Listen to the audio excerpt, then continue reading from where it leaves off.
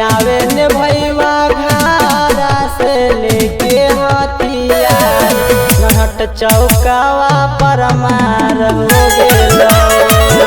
अरे आवे ने भैया घारा से लेके हथियार हिसुआ चौकावा पर मार हो गेलो।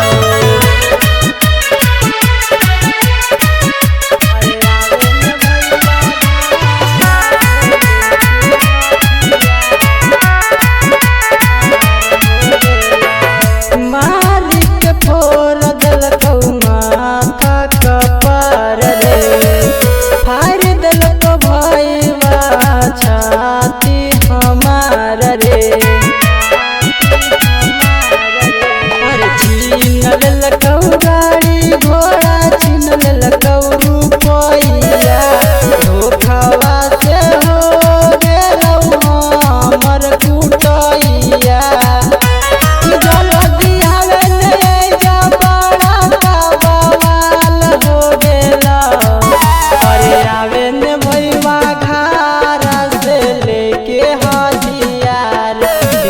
चौकावा पर मार हो गेलो।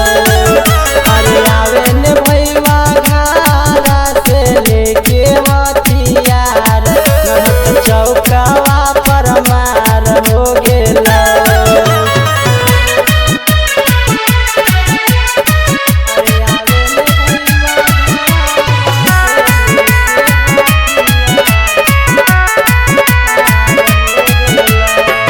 कुछ नहीं हालौ भैया हमर गलतिया तब बिगाड़ देलकौ देहिया के हालतिया।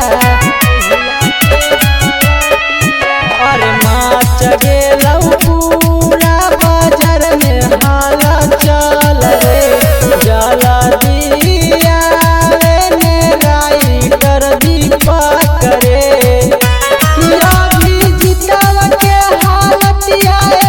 खराब हो गेलो। अरे आवे ने भैया घारा से लेके हथियार चौकावा पर मार हो गेलो।